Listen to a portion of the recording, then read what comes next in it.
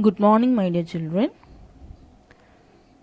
Today we are going to discuss the rest of the topics in the second lesson in microeconomics, titled Theory of Consumer Behavior.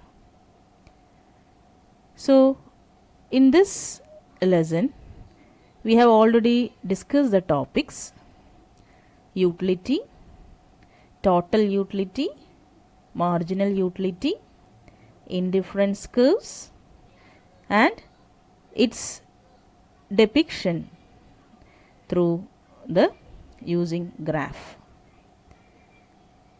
Today we'll discuss the new topic which is deals with the utility.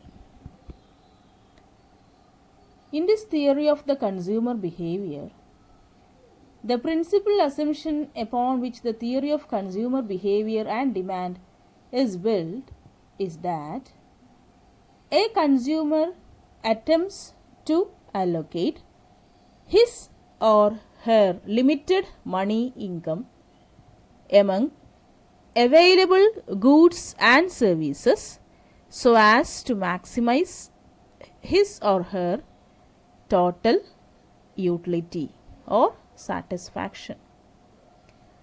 So, here the consumer is rational.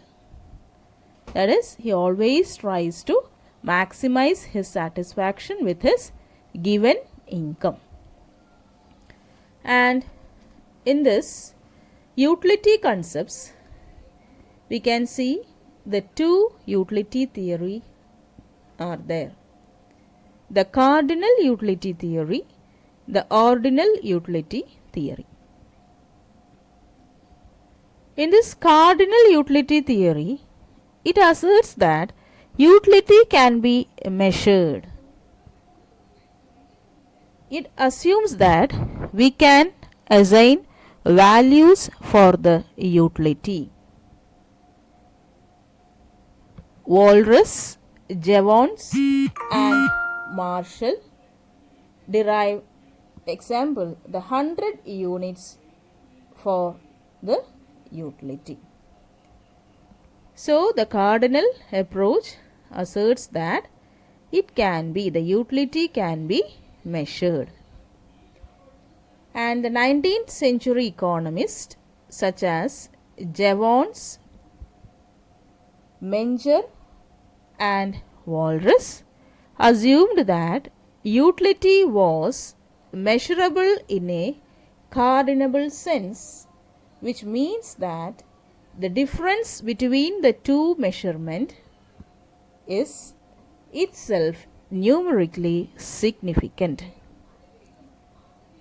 So, it was propounded by the 19th century economist Jevons, Walras, etc. Next, what is about the ordinal approach? The economists such as Hicks, Slutsky, and Pareto believe that utility is measurable in an ordinal sense. The utility can be measured by using the possibilities of comparison, and we can rank which one is the best. So, in this ordinal approach, the economist asserts that utility is measurable in an ordinal sense. That is, the utility derived from the consuming a particular commodities, there will be only the possibilities of comparison through allotting ranks for the consumption. So, we can rank according to the which one is best and which one is the better one, which one is the worst one. According to that, we can rank them. But In contrast to this, cardinal approach asserts that this utility can be measurable. So, children, I hope it's clear for you. That is, which are the economists put forward the cardinal approach and which are the economists put forward the ordinal approach and what they asserts in their theory also. So, I hope it's clear for you. Thank you, children.